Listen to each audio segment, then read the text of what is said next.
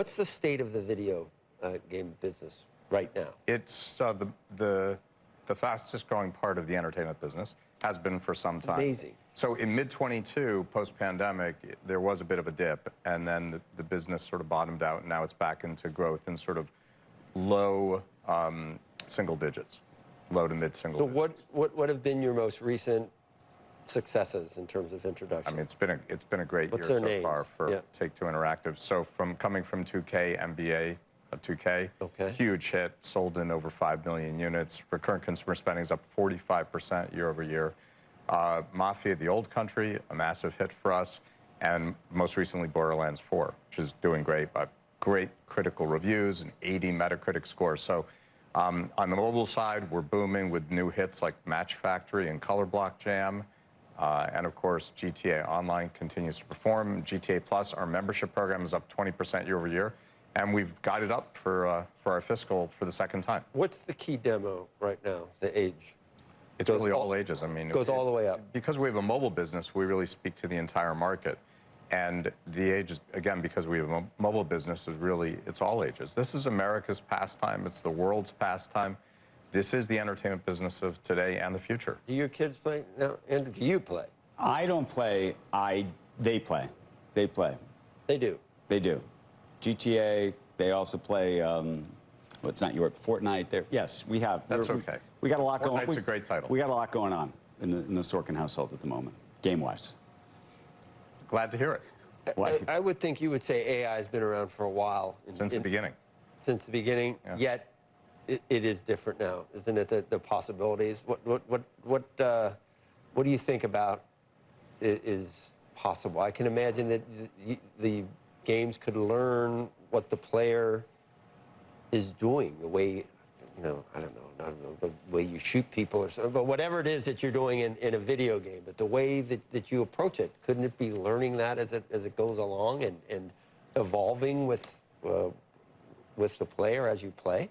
You captured it well. Table stakes are creating more efficiency in development and marketing, and every enterprise is trying to do that, and we're trying to do that, and we're seeing some good early results in creating efficiencies. And by the way, efficiencies is not code for reducing employment. Efficiencies is code for taking away mundane tasks so people can focus on more interesting and more creative tasks. However, you're also right. In the creative part of the game, historically, we had to script every single action that a character engaged in. And because it is interactive, think about how much scripting that is. Now, we're always going to need great writers, and we always will have plenty of scripting. But characters should be able to be trained on that very scripting that has been created by great writers, and then interact in a way that feels more natural. Do you think we're I do see that happening. Do you think we're going to get to a point where the AI is so good that it actually, removes some of the moat to creating these games? Meaning, Joe and I can make a game that looks as great maybe as one of your games? You think that's just never going to happen? Never's a very long time. Remember, the moat is not just the creation. It's everything that goes around creating entertainment. And part of it is having a place to work for the best and the brightest and the most creative, for example, where all they can do is ply their trade. Part of it is being able to market and distribute worldwide.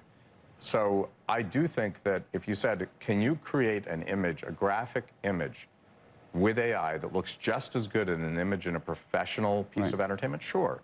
But can you put all that together and create a massive hit?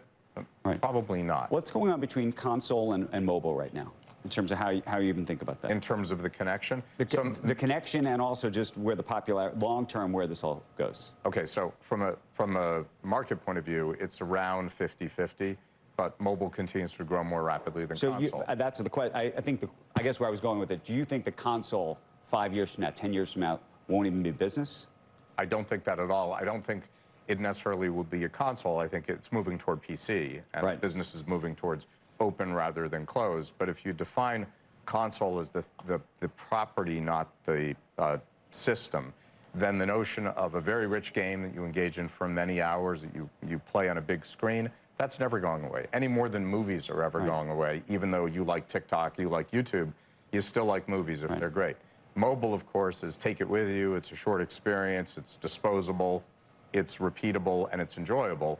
And I do think because it appeals to the broadest possible audience, it probably will continue to grow more rapidly. Let me ask you a different question, which is you've been part of the media ecosphere for a long time. We talk almost every morning about this chessboard around streaming companies. Paramount, Time Warner, Discovery, Comcast, which owns this, who they're going to buy, what they're going to do. There was a period of time where this company wanted to buy EA, for example. Do you think long term, now that we're sort of, as all of these businesses mature, that the gaming business will ever really ultimately come inside of a big media company? Look, in success, consolidation occurs, and I predicted consolidation way too early in the interactive entertainment business. But if you wait around long enough, eventually you can be right. And we're seeing consolidation, and I do think the notion of a 21st century diversified entertainment conglomerate can make sense. Right now, of course, one's unfortunately earning a discount for being in that business, but I think there can be a premium earned in the future if you do a great job. So could I see interactive entertainment companies combining with linear entertainment companies? But I always thought that now that David Ellison, for example, is in the Paramount business, and not just his youth, but the way he thinks and technology, and obviously his father getting involved with TikTok and everything else, you think to yourself, okay, maybe in the future, they could own a big gaming company as well.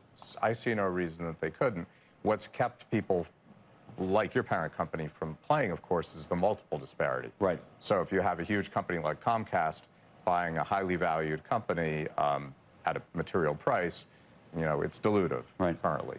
So the multiples do have to align for that to make sense. How do you feel about betting in the video game business? So there have been a couple of companies that have been in both businesses. And typically what they've done is disaggregate, and not for regulatory reasons, which might be your initial thought. Rather, they're very different businesses. Entertaining people the way we entertain people is very different than entertaining people in a gambling setting. They're just different human activities. No. I mean long-term, as people, as some people are now like creating these almost professional leagues and all sorts of things, online gaming, the idea of betting on those games and on individual players and things like that. Yeah, I mean, people talk about engagement watching an NFL or football game. I wonder whether... Yeah, this already occurs. It already occurs. And I could see it happening more. Okay. And is that good or bad for the business? And would you worry about the integrity of the business? I mean, these are all the... Well, the key is good or bad for consumers. And if it's good for consumers, then it's likely good for the business. If it's bad for consumers, it's bad for the business. If you truly are betting on outcomes in games, then the games have to be incredibly honest, They have to be totally honest. And many games in our market, if you pay, you can create an edge. Well, that's not going to work in a betting scenario. So it would have to be a different version of the game in order to do that. And then people would have to be convinced of the fact that it's completely straightforward and honest to bet on it. That wasn't on your bingo card of questions today, but thank you. Never is when I come here. Yep.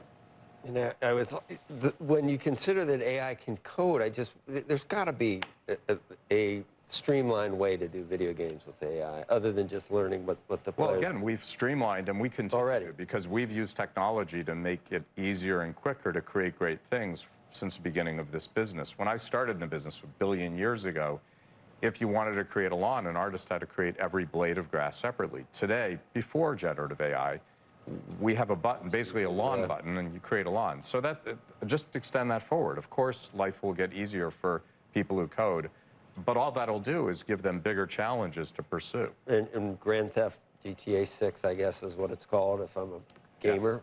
What's the update? The update is it's coming November 19th of 26. Oh, of 26. Okay. All right. Strauss, thank you. Thanks. Good to see you. Thank you.